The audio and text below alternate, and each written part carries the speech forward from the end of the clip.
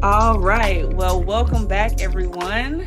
You are listening to the Seen and Known with Alicia Jones podcast, and it's season one, episode five. And I'm so excited to have Brooke Skipworth McCrink here with us.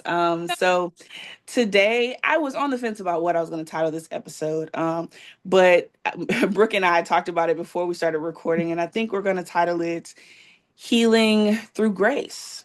Healing Through Grace. I like it. I like it. I like it. And so we always start off the episode um and I like to connect my personal life or my personal story to what we're going to talk about.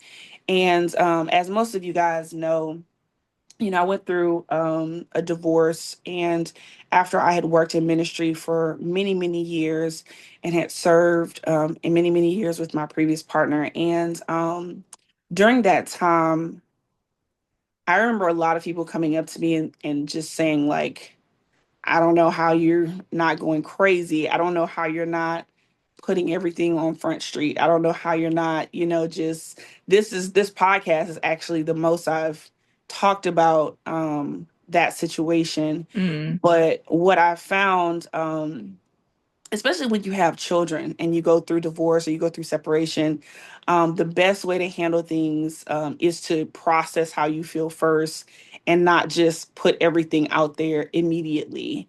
And I had to give myself some grace in the times that I did get a little get a little wretched. I did have to give myself a little grace, but also give grace to my previous partner, because we still have to have a life together after this, and we'll always be connected. And so I was telling Brooke earlier, I remember when I knew part of her story. I didn't know her personally, but I just knew a little bit about what I saw, from knowing her previous partner, her late husband, and be living in the same area. And so I was so, I wouldn't say proud, but also like, man, like this is a strong woman.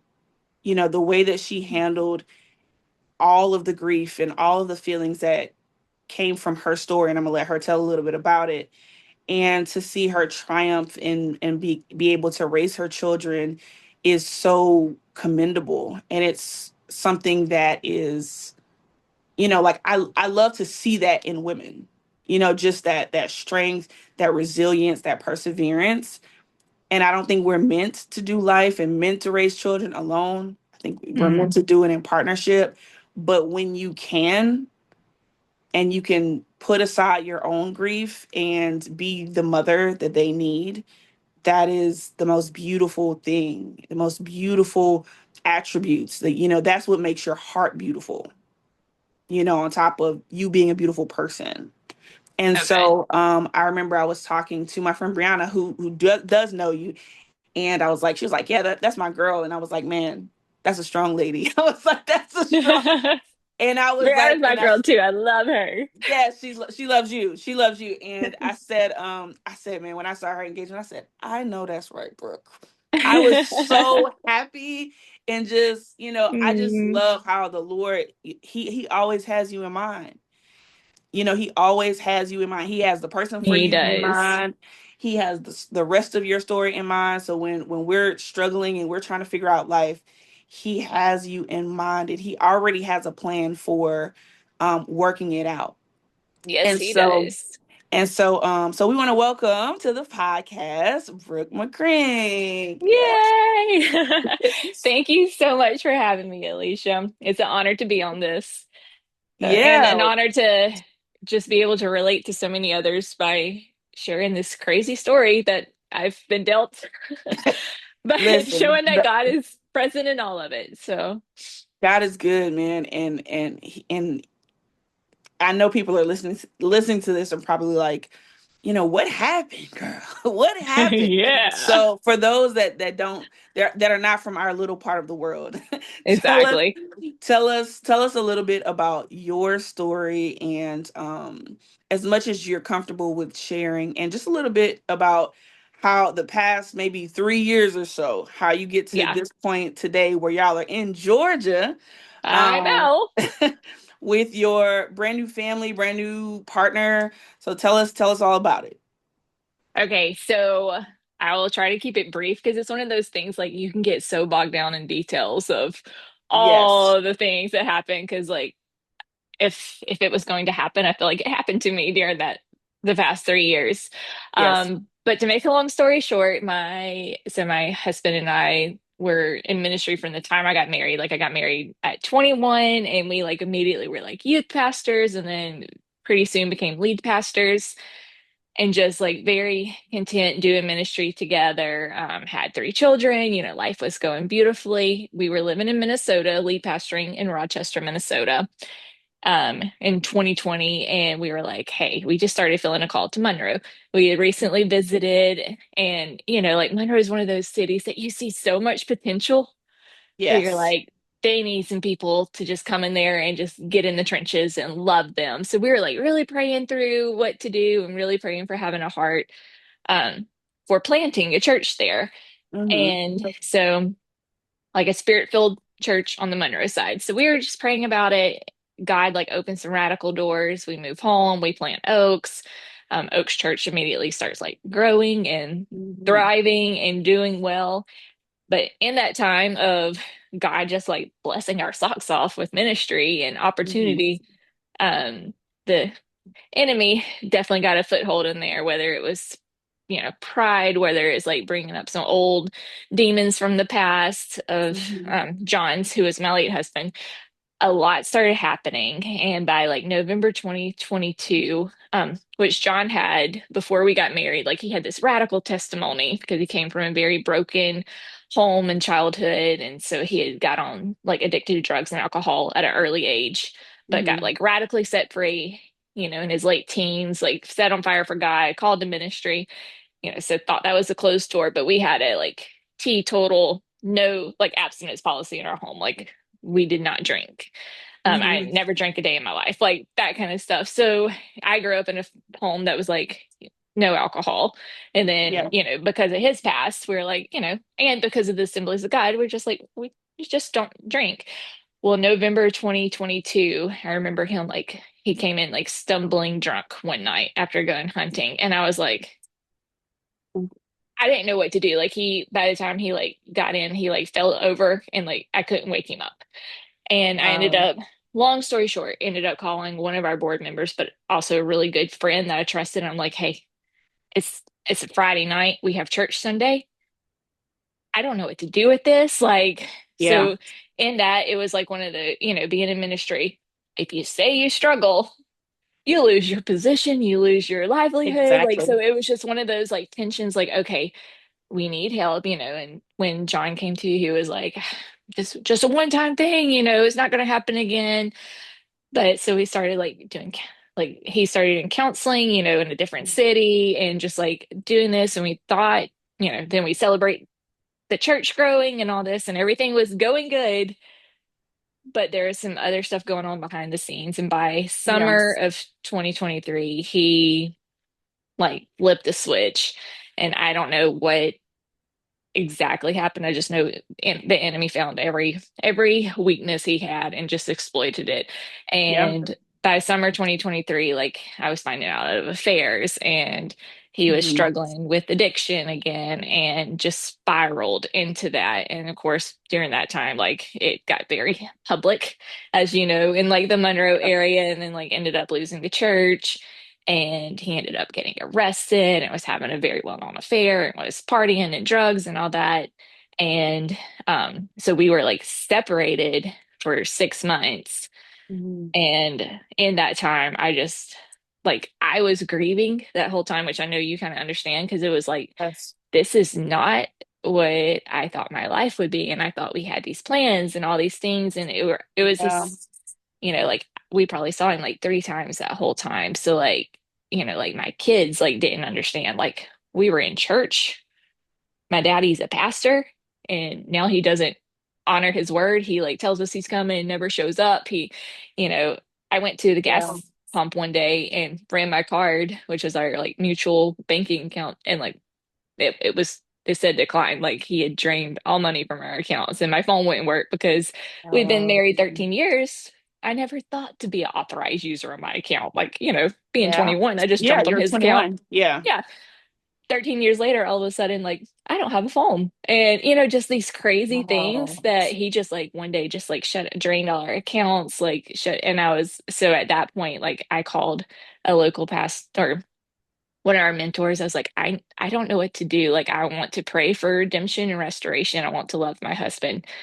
I don't feel a release, but at the same time, like, he's threatening the kid, like, to take the kids from school while they're there. I don't know how I'm going to protect myself and my kids. Like, he's taking all our money. And that pastor is like, hey, you need to just go ahead and file. That doesn't mean you're closing the door on restoration or Yeah. redemption, but it does provide some protection. So during that time, I did that. He was getting arrested. It was publicized everywhere, just all Yes. kinds Mhm. of nasty stuff happening. And then so we were like kind of in the separation process, but also I was like continually trying to pray and show a lot of grace to these people who are very ugly to me. But I remember in that season, one thing like that the Lord like spoke to me that I like just clung to because and at that time I was still like, okay, I have faith that this will work out. Like, God, you're using this for your good. Um, our marriage will be a redemption story, all this kind of stuff. But also, one of the things was like, hey, you know, especially while there was a little season where he was still pastoring, yet all this was going on. Yeah. And, for a short season before our board finally was like, okay, like he was gaslighting and all this so much that they didn't know what to believe because they're like, it just was such a radical change. Right. And I remember praying and the Lord just being reminding me of Exodus 14:14, where it says, all you have to do is be still. Like, I will fight your battles for you. And I Mhm. just like really took that to heart. I was like, okay, I don't know what to do, but Lord, you have the receipts. I have all the receipts. I could post them. I could like show Yeah. video. But that's not what I want to do. Like, Lord, you handle it. And when I like kind of gave it to him, like, you fight for me, you show the truth, you reveal, and all of a sudden, like, it started spiraling like in the public world to where I was like, okay, I don't have to say a thing. Like, people are seeing Exactly. everything. Like, the Lord just exposed it all. And sadly, by January, I got a phone call that he had, passed away from an overdose in a different state. And then had to plan a funeral for a man that I no longer knew, just all this crazy hard stuff. Yeah. And, so that was like the beginning, the first stage of the grieving season. And then, after Yeah. that, it was just all the past, 2.5 years or so have been a different season of weirdness of where God's been good, but there's been so much hard and grief and figuring out new reality and all of that. But that wraps up a very brief synopsis of like the stuff I lived through, during that time and how it got me to this point. So, Yeah, I relate to that so much. And like I said, I kind of knew things, but of course I didn't know, the nitty-gritty of like yeah, what you were experiencing or your background because all of that gives your story more context. yeah, We talked about this a little bit earlier, but like when you don't plan to be single, and that is not in your thought process of what your life will be like and having to do things. I remember I don't think I've ever said this publicly either, but like I went to my ex and I would have this event and we started a ministry on the south side. And that's why I said I relate to your story so much. My ex had a burden for the south side of Monroe. hmm, He was previously working at First West. He was the only African American person on staff that was not oh wow, working, like that was actually on staff yeah, at the time. And he used to run Broad Horizons, which is an after school program. And then we basically kind of church planted through First West kind of as missionaries to the South Side. yeah, And so we started this church called the Well Church. And when we separated, my mom said something similar to what I was thinking when you were telling your story. She was like, when you're doing a lot of good and you're like making like doing life-changing work, like Satan will try it. Like Oh yeah, he he puts a will. target Oh, on your back. he puts a target, like, and we were doing, I'm so proud of the work that we're doing, that we Hmm. did. I mean, we had, a bunch of activities for the youth. We started Monroe Literacy and Art Bus. So it was a bus that was a ministry that would go around doing arts classes and ACT classes and all these Oh, things I on the love south side of that. Monroe. We were planning on doing restoration houses where we would buy houses on the south side, um, completely revamp them and flip them, and then give them away to formerly Mm, incarcerated people. We had a mm. lot of plans. And so I remember there was an event that we did through the church called the Monroe Citywide Baby Shower. It's something that I started for single mothers, and I started partnering with Life Choices and doing it, and it was really great. And so I remember the last time I did it was after we had separated, and I needed someone with a truck to go to Target and get more diapers, and no one was around with a truck to do it. And I burst into tears. I was like, I'm not used to doing this by myself. Yes. Like, why am I like? It was just like it was a realization in that moment, like, oh, you are uncovered, You're alone. Yes. you're uncovered, like, oh, and that was how the Lord was really starting to change my mind and my thought process about male and female relationships, and what it means to be married, and what it means to, like, not really being like, I'm not property, I don't belong to my husband, but he covers me, if you have a good Absolutely. one, he cares for me, he covers me, he's always there, so that is a type of like, so if you don't have your father around, which in my case, my father has passed, and or you don't live in the same city, or he's not around for whatever reason, and you don't have like male people in your life, so that just something as simple as like having a truck, which was a small thing, but in that moment it made me really like, oh, I really don't have no husband. Like, oh Exactly. my No, God. there are weird moments when that comes into play, and you're like, it just hits like at the weirdest, most random times. Exactly, exactly, exactly. It was, so many things like that. But yeah, so when you're talking about like just, them, Jen Hatmaker talks about similar things where she didn't know anything about money. She didn't have she was hands off with the money. She had to learn about taxes and learn about, and she was Yes. married for a long time as well. So I appreciate you so much for sharing your story, and sharing just, just small details about that process for you is. And I remember when I read your initial post after John had passed, and I was like, man, that's got to be hard, that's got to be difficult, because you had to plan. I mean, technically that was still your husband, so you had to Yeah. plan his, homegoing, or and his funeral, and walk your kids through multiple steps of grief, Yes. Just so many layers of it. Yeah. yeah. So was there a moment like during that time, because I'm thinking like that's from the time that he was having the challenges and struggles to, Hmm. even to now, like, was there a moment where you were like, okay, God is still here, even though all this is going on? Yes. Like that's the one thing. It's such a, I don't think it makes sense to people who haven't gone through hard things because I think people look through my life and they're like, where's your God you believe in? You Yeah, know, yeah, because it feels that way from the outside looking in. Like, man, if you really believe in a good God, your life is not good right now. Like everything yeah. that can go wrong has gone wrong. Um, but the cool thing about God is I remember like the scripture, there's several scriptures that just like make so much more deeper sense to me. Like God is close to the brokenhearted. Like Yes. I was broken, like completely broken in my kids' work, but yet I felt his presence more tangibly than I think I ever have in my like good life. And I was Yeah. the person like I mean like I saved myself until marriage to have sex. Like I never Mhm. drank. Like I did all the good things. I was always involved in church. I loved Girl. Jesus all my life. Like there was, so like my theology was I served you well, God, so I should be treated well. But guess what? I've learned that's not Bible. Not There's Bible. no, it's not Bible. So my little like theology of performance was thrown out the roof. And then I'm like, okay, God, like, who are you? What are you?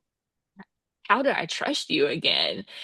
But through the past like 3 years, like I've seen like he is more trustworthy than I ever believed before because Yeah. my relationship with him is not dependent on my performance, nor is it dependent on him answering my prayers the way I thought he should. Like it's dependent on Yeah. just like this relationship with him that he is there no matter what, no matter how deep the valley, no matter how high the mountaintop, like his presence is there with me and he is near. And I've been like just blown away by that.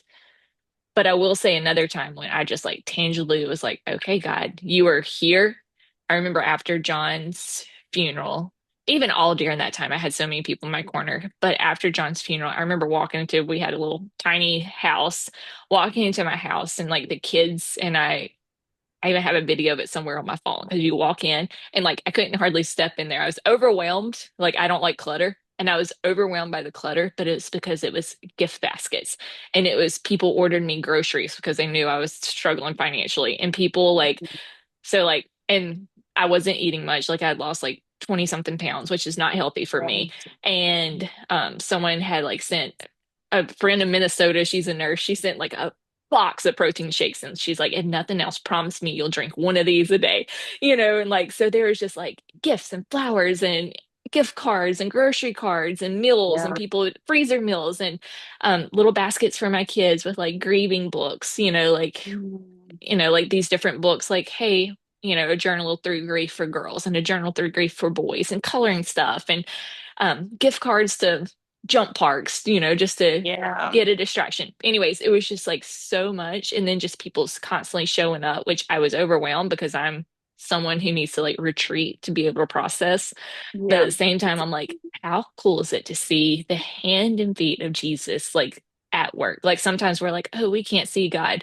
No, he is represented in his people. And I literally saw people being the hands and feet of Jesus, like serving my family and I when I didn't know how to serve my kids. Like I couldn't even serve myself. But Yeah. yeah, God Yeah. like provided so many people. And I'm like, it just reminded me of like, yes, God is God, but he can use so many people in our lives. And just like really represent the hands and feet of Jesus to others.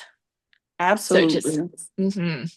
Absolutely. And you know, well, you talked about your relationship with God, and I'm telling you, like, girl, we have like similar thoughts after, the stuff hit the fan, because, my ex and I, we were, a part of the purity culture movement, and we Yes. weren't abstinent, like we weren't, virgins when we got married, but we were abstinent our entire, courtship. Yeah. We didn't kiss until our wedding day. Like Wow. we were one of those, and Yes. so I had the exact same like works based thought process about my relationship with Christ. So I'm like, I did the things you asked me to do. Like, why would you let this man cheat on me? Like, Yes. why would you let this be our reality and our story? And I remember my pastor was praying for me one day. And I told her I didn't think I think I went up for prayer for like something else. Like I think it was like finances and just being able to like provide for my daughter well. Yeah. She started praying about some other stuff. I was like, wait a Don't you minute. love what they did? Stop reading my mail. Yeah, stop reading my mail now. And so one of the things that she said was she was like, God is saying like, okay, like let's start over, like let's start over. And so I was just like, what does that mean? And what was revealed from that experience was um God does not I don't I think there are things that God like will use to not I don't want to say test us, but like, build us. But I don't think God necessarily causes a lot of the hardships that we go through. I think it's sin that has entered the world, that Absolutely. we are just a byproduct of, or collateral damage. That's how I used to Yes. describe Yes. my divorce and all my feelings. I used to just say, man, I just feel like collateral damage. Like, this thing happened, and this is something that, was on my ex, and me and my daughter, we were just byproducts or recipients of what was done. And Yeah. so with God, like, I really wrestle with God, because I'm like, I'm not, I'm not a saint. I'm not Mother Teresa, but I really try, and I'm one of the people that actually really know me know that I try to do right by people. I really Yes. try. I try to serve my community. I try to serve my church. I try to serve people, and I don't do it with selfish ambition. I'm not trying to be nobody's pastor. I'm not trying to be a spiritual leader. I'm just trying to serve the people of God. And so when you do all these things, and I don't want to say perform, but you could use that, like, Yeah. perform in the way that is socially and spiritually, or from a religious standpoint acceptable. And then you just like, okay, I should get what I want, and Hmm. my life should be good. But we were never promised that. And I Exactly. and I think that changes from that works-based theology to understanding that even when you go through hardships that are not necessarily caused by God, the scripture are talking about all things working together. Oh, you're yes. you're it will work together. My Yeah. relationship with God now is more honest, is more Hmm. authentic, and we have, a true partnership, a true, like, okay, whatever you want, God, if this is how you want me to handle it, then cool, then cool. Absolutely. I also think it gave, I, so you probably feel this too, because we kind of were talking about this beforehand, Yeah. but going through such hard, like I feel like I have such a empathy now and a compassion for other people who have gone through, because being a single mom, like I did not realize, like, and I like have had to check my heart. I don't think I was judging, but at the same Yeah. time, Yeah. like Yeah. when I became a single mom, all of a sudden, like every room I entered, I felt like all eyes were on me. I felt like I was judged. I felt like I wore a certain stigma, and I'm like, what is this, God? Like, was this in Yes. my heart all along and I didn't know it? Or is this like really what single moms feel? Regardless of how they got to that decision. So I became like Yes. someone who like really, really loved on single moms because I was like, I want you to feel seen because I need to feel seen. And it gave me such a compassion. And then Exactly. also people who have gone through like betrayal, like adultery and abuse and divorce, beforehand, like I said, again, I think there is this like subconscious stigma I placed on these, like if I heard someone going through divorce, like, oh, why didn't you make your marriage work? Or, you know, Yeah. why aren't Yeah. you single? And then all of a sudden now I'm like, oh my gosh, let me love on you and hug you and let you feel Exactly. seen. It just gave me like a new compassion for people who've gone through hard things that sadly, I mean, I've always been kind, but I didn't realize like Yeah. my heart wasn't in that tender place for others. Like I feel like I see them a lot more because I've lived through it. Exactly. And that is like that is God doing the work. That's him, Exactly. like, tilling the ground of our hearts, and us truly becoming better and more self-actualized human beings. I felt the exact same way about single mothers. My mom was a single mother. She had two kids, and I never viewed it in a negative way. But what I didn't think about it was how people got to that point. Hmm. I never thought, like, oh, The hard they went through. yeah, some Yes. some people's spouse was abusive, and they had to leave them for the safety of themselves and their family. Some people's spouses pass away. Some people's spouses abandon them, literally just Exactly. abandon them one day. So it's like, I think it's, especially in certain communities, like, I see a lot of stuff on social media, and maybe this is why I've given up on the dating world. But I see a lot of, like, negative stigma about single mothers, and, like, Hmm. just horrible things. Oh, And I'm oh like, yes. I'm like, this is how y'all feel. Okay, so I'ma just Oh, that's why I was not going to enter the dating world. Like, I absolutely was not for that reason. Because yeah, I'm like, I had whoa, to bow out. I I had to had back up. 3 kids, guys. Like, like if this is how you view single moms and it's so Exactly. derogatory, and then like if you have kids, how dare you? So I'm like, you know what? I'm just not With entering, period. with no thought of how you have gotten to that place, Exactly. and regardless of how you got to that place, Exactly. Regardless, like you're still a regardless, human being you're still that a human deserves being. decency. Yes. And you talked about like walking into places. I remember I took my daughter really likes hot air balloons. And so Hmm. I took her, I had been trying to take her to a hot air balloon festival to ride the hot air balloons.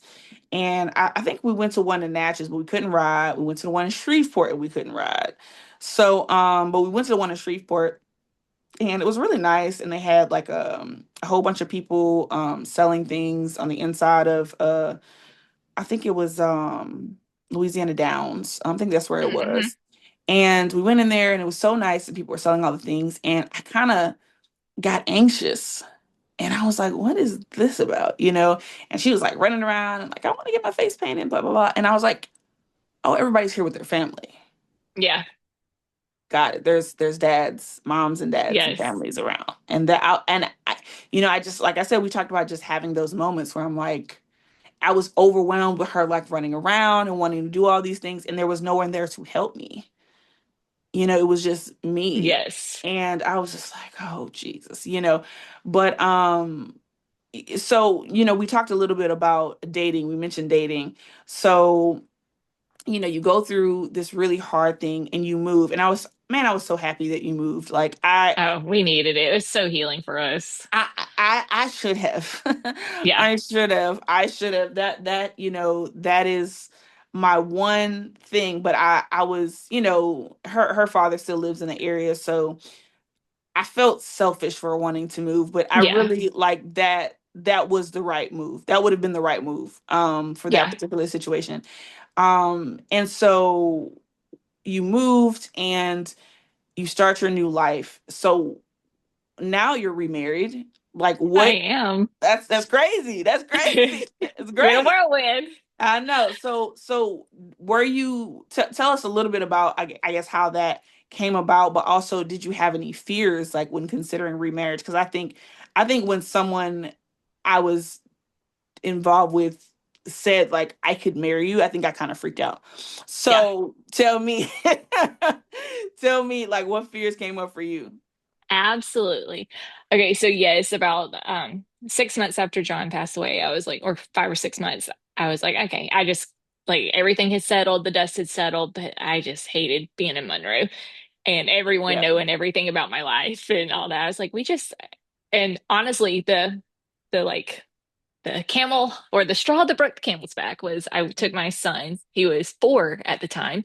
No, Mhm. he had just turned 5. Took him to his little baseball game in Calhoun, Louisiana.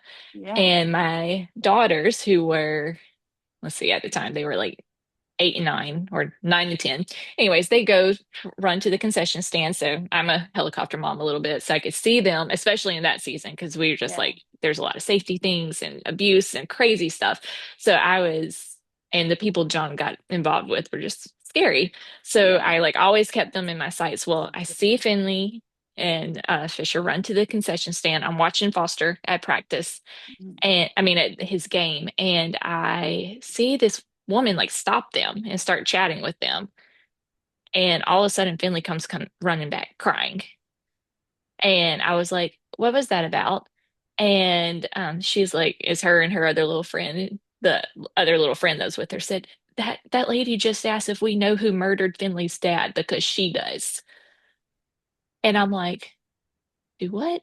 And I don't get mad very often, but like Mama Bear came out, so I like just got up and ran, and I could not find her anywhere. She had disappeared. And so I found her on Facebook because I was like, I know what she I looked know that's like. So I right. asked around and then like sent a message like, listen, these kids are 4 months out, 5 months out from their dad dying. And there's so much confusion, so much hurt. Like, why the heck would you ask that?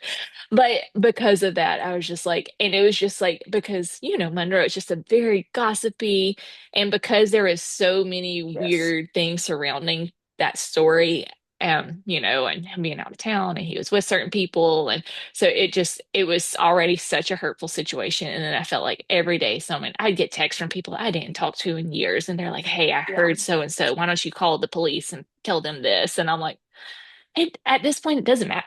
Does it change the outcome? No, No, like no, my it husband's doesn't. still dead, Right, and exactly. it was just like so. And then when they brought my 9 and 10-year-old daughters into it and their little friends, like just that, those kind of comments. And it was just, sadly, that wasn't the first time. That was just the last time. I was like, I can't do this anymore. In order to heal and move forward and be able to be honoring of the dad Yes. he was before, like before Satan just struck him down with addiction and all the stuff that spiraled, I was like, I just need to get Yeah. out. That way we're not constantly bombarded with the present. Um, so yeah, we moved to Texas, and I had my brother and sister-in-law lived over in the Dallas area. So it was like closer, like I had family there still. So it wasn't like I was completely isolated, but also it was Yeah. isolated enough to rebuild my life on my own terms.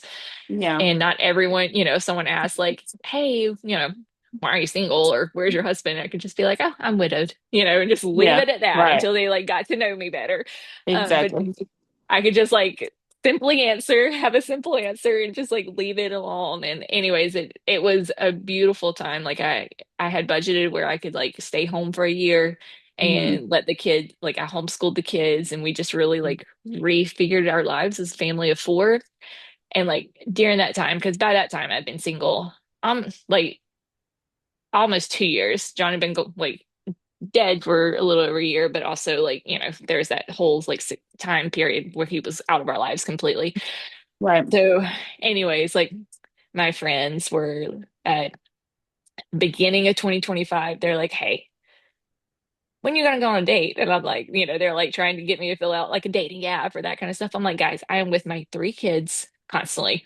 I was like, Right. we go to church and the stores. Like, I don't, or I'm hanging out with my family or with the girls. Like, I'm not out to meet people. And I was like, Yeah. and the fear of what if this happens again? You know, Oh, and yeah. and I had done a lot of counseling during that time and a lot of healing. And like, so I felt healed, but I also was really scared of, because, you don't know what triggers are going to come up until you're in a relationship again. Yep. And so I was like, I've healed in a lot of areas. And the biggest one that I probably struggle with the most to heal, which you probably understand some being like having someone as partner cheat on you, was Yeah. just the identity, like my Yes. like insecurities in my identity, because like I thought I was a good wife and I thought I satisfied those needs and I thought I did all the right things and not have a spouse betray you, and yet like Yeah. the the insecurities that created in me afterwards were like, I don't like this insecure version of myself. Like I'm very secure in my identity in Christ, but when it comes to like how another man views me, I'm like cracked all through. Same. Same So girl. Same. okay, yes. So I was just like, I don't know if I'll be able to move forward. I'm kind of like, you get kind of scared to even have to heal in another area. So it's just like, I'm Yes. fine with not dating, and I was like, I'm not going on a dating app. If it happens, it'll have to happen organically. And Yes. so beginning of 2025, my friend, like my closest friends were like, hey, because I'm such a goal person, like have a checklist of goals every year. And they're like, put on your 2025 checklist, go on a date. Just one date. Like you got to put yourself out there. And I was like, I haven't met someone I even want to go on a date with.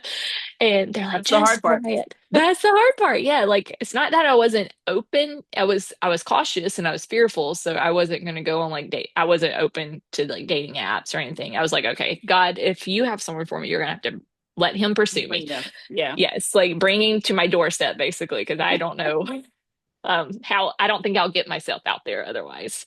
Yeah. So anyways, that was beginning of 2025. And then the end of February, like right after I was like praying that and like my heart was like open enough, be like, okay, if you want to bring someone and you let it be from you, then I'll think about it. Yeah.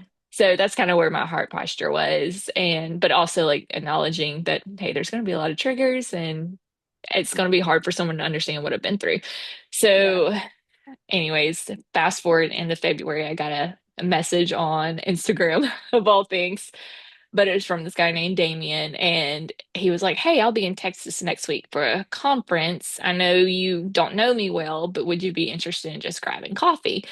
And so I like screenshot it, sent it to my friends. I was like, would this count? He's not even my type. He's a pastor. Like, I'm never doing that again. Not doing that again. Same Not doing girl, that. same. Not doing that Exactly. Like, that's the first X on the again. list.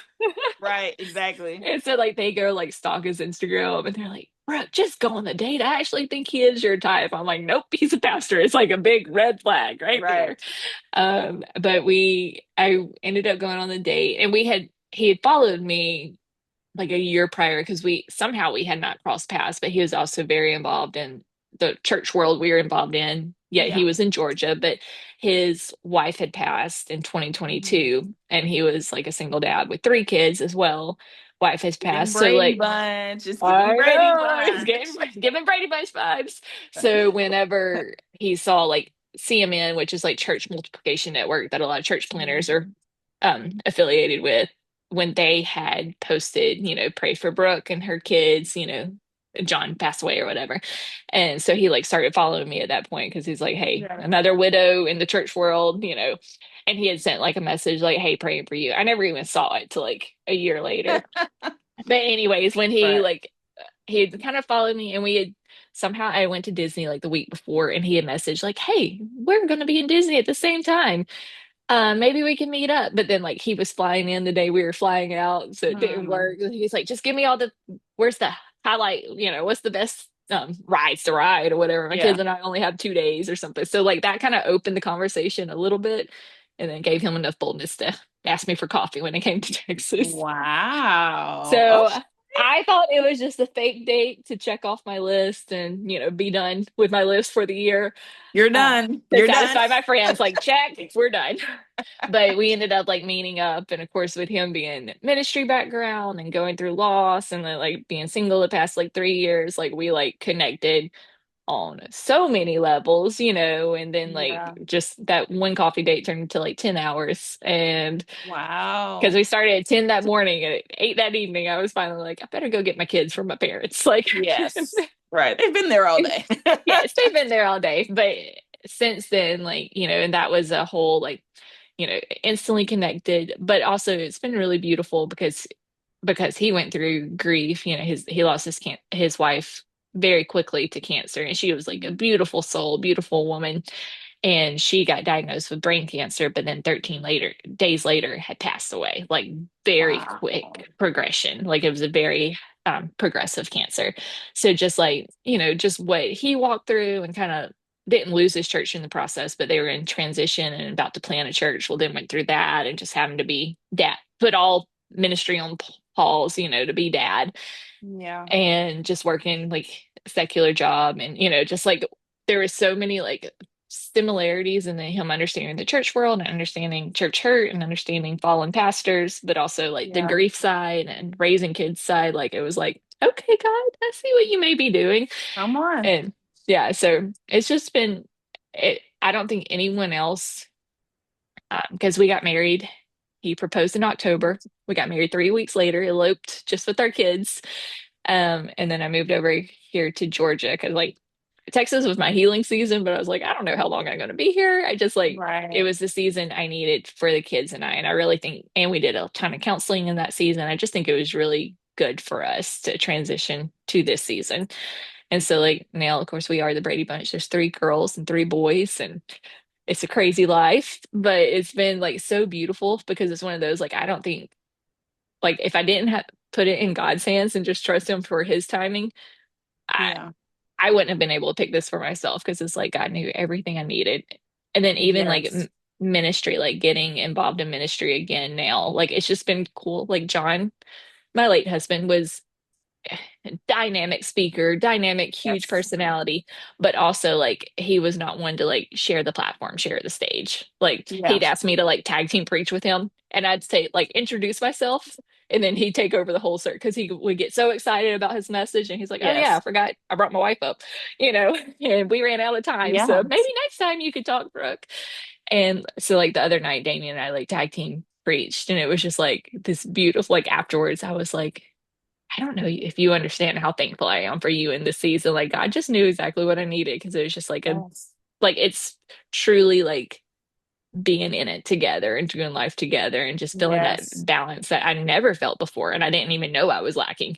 But this time Yeah. it's like God knew what I needed even more than I knew what I needed. So it's been Yeah. really beautiful. So That and is he's very beautiful.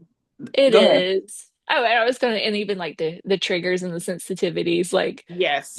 he's just one of those like I can open up and be honest, and it's just like he's just my very calm, stable, like nurturer, and I'm like I didn't know how much my heart needed this. So Yes. I've just been very, doesn't mean life isn't hard and there's not complications, but having someone to do life with again is just so beautiful.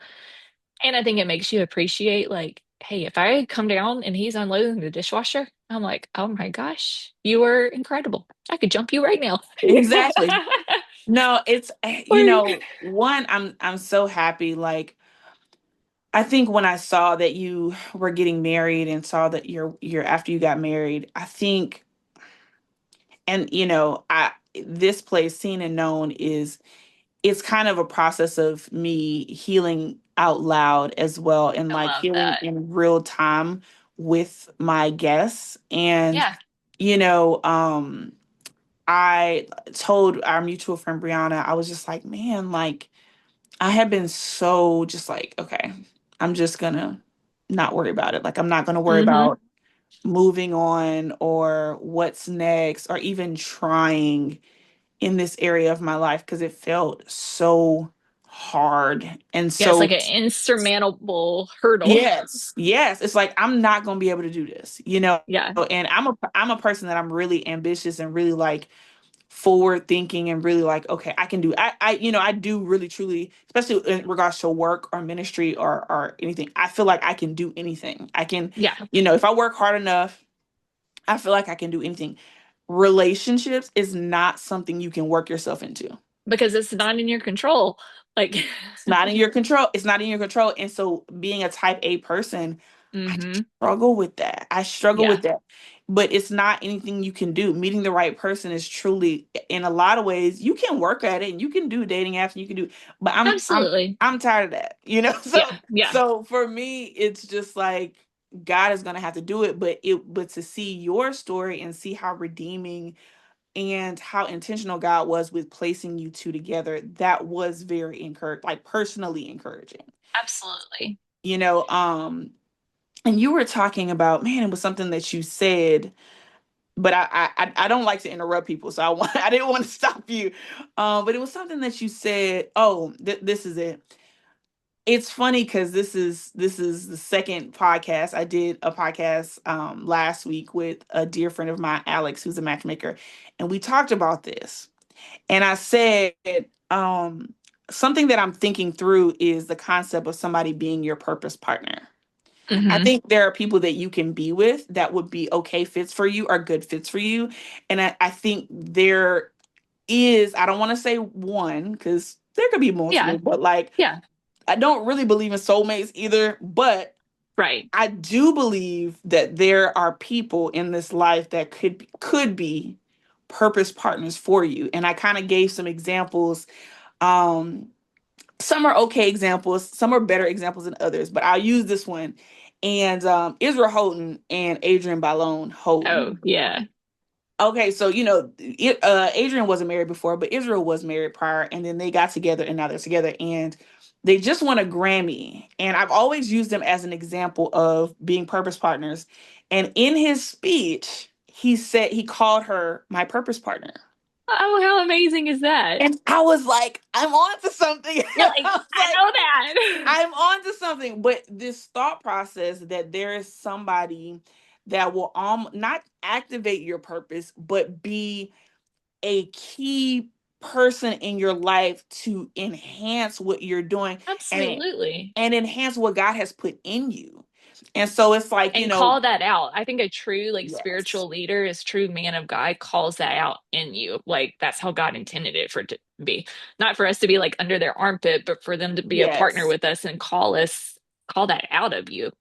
So, Absolutely. And so when you talked about that's what perked my ears when you talked about y'all co-preaching. hmm Because the pastor that I'm under right now, they co-preach as well.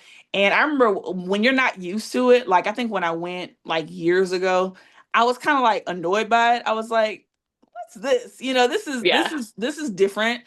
But now I see how well it works and I see how much they complement each other. And I'm just thinking about you, like, I've seen clips, of you sharing your story and clips of you preaching now. And I'm thinking, like, now that you just shared this, I had never seen any of that before. No, I never did it before. So That's it's a, wild. but that's the other thing. Like if 3 years ago you would have told Brooke 3 years ago that she would be on Alicia Jones' podcast or talking at all, sharing her story. Like even this morning, I was laughing. I was doing my Bible time with Damien, and I got like two requests to come speak at women's events, and I'm like, I would have died because like talking in front of people terrified me. But two, like I just, and not that it was John, I'm not putting it on John, but because of Yeah. his very dynamic personality and it kind of They're being all charismatic. about, yes, and all about him. So like there wasn't room for other giftings to grow because it was very much about him. Like there wasn't room for anyone else to flourish Yeah. around him versus, and some of that could have just been my own insecurities, feeding, Yeah. Yeah. like, Yeah. oh, I can't be as charismatic as that. That's not me. Like I can't work the room like he does, and it like I Yes. felt that too. So like, but in the past few years, the one cool thing about singleness is it really emboldens you to figure out who you are and who you are Yes. in Christ, and then going through hard things, it just gives you a boldness that I didn't have before. And also, I'm like, if God, He turns pain to purpose. Like we know that. Like you can Yeah. read any story in the Bible and you see that, but it's how like we could just get stuck in our pain and never find purpose in it. So it's just like, okay, God, like if Exactly. I if I went through all this, then you must have a plan and a purpose. So like, the Bible also says that we overcome by the blood of the Lamb and the word of our Well, our testimony. So I'm testimony. like, Yeah. if that's how I overcome, like I want to be an overcomer. So, overcoming in that way by sharing my story. And yeah, but it's just been really cool to have a partner, that God provided in a way that only He could, that, helps empower that and encourage Mhm. that versus suppress that. So, And you talked about, just the different things, about like valuing certain things in a partner now because of you've been in a relationship before, you've been in a marriage before. And I think that's important because um a lot of people, I think I have gone back and forth about remarriage. Mostly I've always felt like I wanted to get remarried, but I think it has to do with me wanting more children. I think that was my mm-hmm, initial, like I always saw myself having at least three children, mm-hmm. and when I say that, people are like, for what? But I don't know. I like mothering. I love Yeah, mothering. I love yeah, my daughter. She's the best thing since sliced bread. I just love that. But I also just saw myself with a big family, mm-hmm, and so I think when I initially started thinking it through, it was because of that. Like, okay, I know I'm not having kids just out here. So I need to yeah, be in partnership with someone. But then it was like I think I will appreciate my partner a lot more because I have grown and I absolutely. Yeah, know the things that I need to look for and value. And but at the same time, when we go back to talking about like purpose, it's so crazy how you'll be doing things that God like has always been inside of you, but yeah, God has used a hard time to pull out like what he's probably always been trying to pull out of you. But the person you were, to your point, you were saying it wasn't necessarily about John, but like I was also married to somebody who was a pastor and is very charismatic. Yeah. So it really, I think you articulated it well when you said there just wasn't enough space. Yeah. So when I got separated and divorced, it looked like, and this was a hard part about being in Monroe, it looked like I just did a glow up and was like all over the place and was on the news and was doing this, and all of the Yeah. like the like the separation and the divorce just set me free. Exactly. And I'm like, no, like it just wasn't. When I was with my partner, I was building his dream. I Exactly. was, and part of building his dream was just handling our child and You like, were his support. his, yeah, Yes. his support. Yeah. So he could go off and preach at D Now's and, Yeah. go all over the place and go to conferences and plant a church and, and do all of these different things. And so when now he has a child 50% of the time, and I'm sitting at home, I'm building my life, I'm building my dream. So it Hmm. just seems like from the outside looking in that, that was the catalyst, but it was more so like now I have space in my own life to do the things that God has placed in my heart. And so, in your case, like now you also have a partner that is like upholding you and lifting you up and creating space for you to be who God has always intended for you to be. And so Absolutely. Yeah. that's another way, like there's a term alchemy, how Hmm. you can turn anything into gold. That's you're an alchemist and you partner with God. God is a true alchemist in our lives because Absolutely. he takes all that stuff that we're like, oh, this sucks, and the grief and now you preaching, girl. I know. Like, So what is God doing? No, that's life amazing. is wild, and it's just this wild tension of like life can be hard, but God can be good, and he's in both the hard Yes. and the good, and just like finding him in it. But I will, one thing I like encourage all my single friends, they all stop. I'll tell you guys as well. Like one thing I was very intentional about, because like there are some crazy and weird men out there that will just ask you Facts. out. And if you're in a lonely season, like it's really easy to say yes or to compromise just because you want to feel loved. You want someone to like you. Like you like to be Yeah. liked. Like we're humans. Yeah. We want that affirmation in our lives. So what I did, like I like was really praying and being intentional. And I wrote a list. Sounds so Mhm. like elementary school, but I wrote a Oh list of no, like everybody needs a list. this is what I need, and like made the list and like, just kind of that was my framework, don't deter from the list.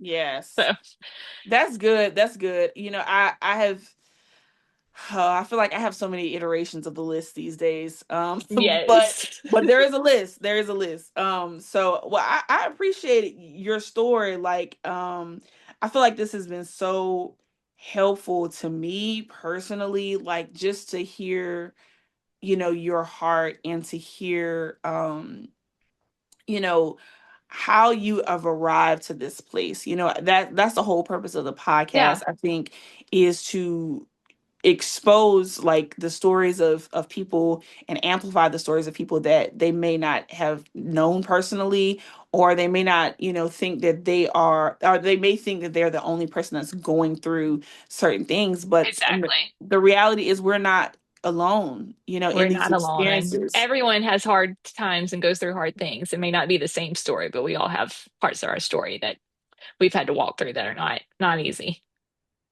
Exactly. And I think the heart of your story is just walking through these experiences with grace, and also knowing that God sees us. God sees us. That's one of the Absolutely. names of God. Like he will not just leave us and throw us away. Oh He no. sees us, and he will meet our needs. And so, if there's anything, the last thing I want to ask you, do you, if somebody was going through something similar, or somebody is just getting back out there and has gone through a season of grief, what would you tell that person, or how would you encourage that person? I would encourage them to, one, keep talk to a minimum. I know that's like such a easy, like it sounds like, oh, that is the stupidest advice ever. But when you like we were saying before we even started this, like if you process internally, process with the Lord, like write in a prayer journal if you need to like get things out, or have like one or two like trusted advisors or counselors or friends, but don't your your words hold power and your words go before you. And if you Mhm. start um just like regurgitating everything you see and hear and feel in Yeah. different moments to the world, then it kind of your words could come back to bite you or hurt you. Mhm. Like just in being quiet, you're showing a lot of grace, and it gives grace to others to where like people see you, even Proverbs, I read it every day, but Proverbs says even a fool looks wise when he keeps his mouth shut.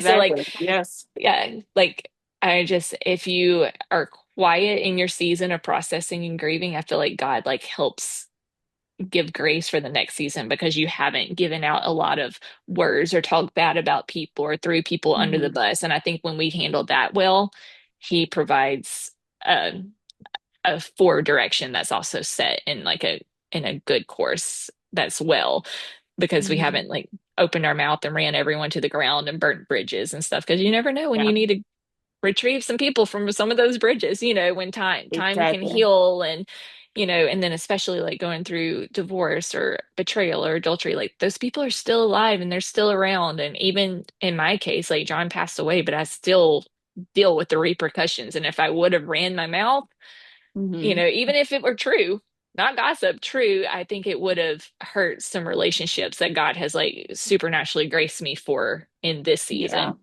So I know it's like cliche or dumb advice, but you know, stay quiet, process with the Lord, and then, if you Yeah. need to talk to someone you trust that they're giving you godly wisdom and advice with how to move forward.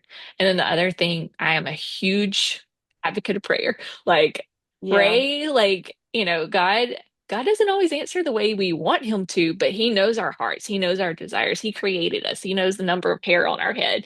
So like he knows Exactly. what we need better than we do. So a lot of times like, hey, God, your will be done.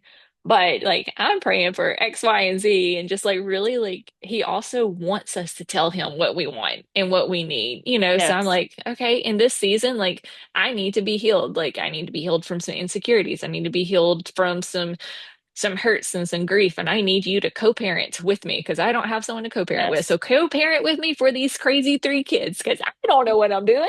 So Right. Lord, I'm calling on you to be my co-parent. If you put me in this situation or you allowed me to Exactly. be in this situation, then you help me through it.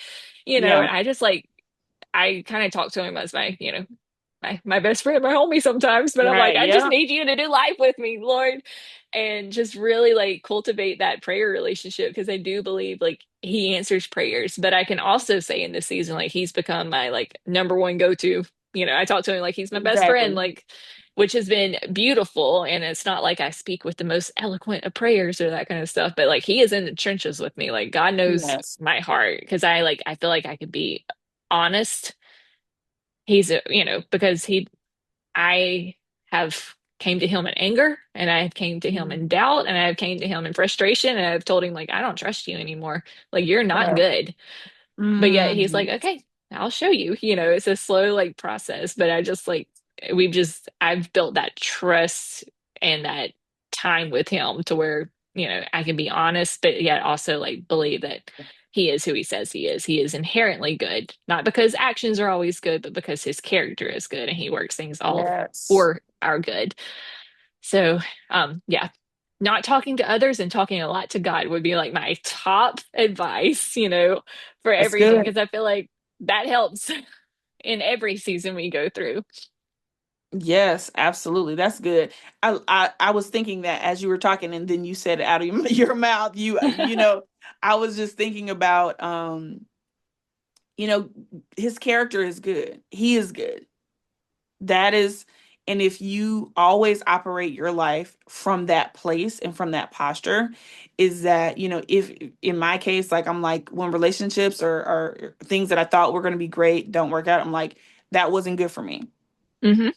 Because if That it wasn't wasn't good for God's me, best. yeah, it wasn't God's best. And I Exactly. have to, and that has gotten me to a very content place in my life, to where it's just like, okay, that's not whatever, me being in this place right now and going through what I'm going through is for my refinement, and Absolutely. it's for me to improve for whatever is next.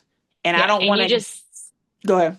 I was going to say, you just said it so well because when you believe God is good, not based on our circumstance, but based on his character, Yeah. then you can find contentment in all situations. And the Bible tells us to be content, whether we have plenty or whether we have little, whether we have a husband or whether we're single, whether, we have a buttload of kids or whether we have none. Like if we find that contentment Yeah. based on the character of God, then I feel like that's where our peace and our joy inherently comes from. Yes. So good. So good, man. We could listen, we could yap all We day. could. I We love could yap yapping. all day. So I appreciate you so much, Brooke, for being here Absolutely. on the Seen and Known podcast. One of our first few guests in season one. And so I'm excited to see what the Lord has for you. My prayer for you is that He enlarges your territory the way He is known to do. Mm, And my prayer is that you accomplish not just what you envision for yourself, but what God truly has for you, that you become the woman, the wife, the mother that God intends for you to become, and that mm, all of you what you have gone through is the fertile ground for God to really grow your life into one that his work in your life is evident. mm. When you're 55, when you're 65, they'll be able to say, man, God worked in her life. God used her, So good. Thank you. and your children, all of your children, all six of them, Oh, all the Brady they Bunch. they will rise up and they will call you blessed because I of receive your it. Thank work you. and because of what you have become already. You're already her, Mm, but you're evolving into even more of that woman that God, just has for you, intends for you, like the best version of yourself. yes. So the best I is appreciate yet to that. Thank you. come for Yes, the you. best is yet to come. I'm excited. And so thank you for joining us, and we will see you Thank guys you. next time. Thank you, guys.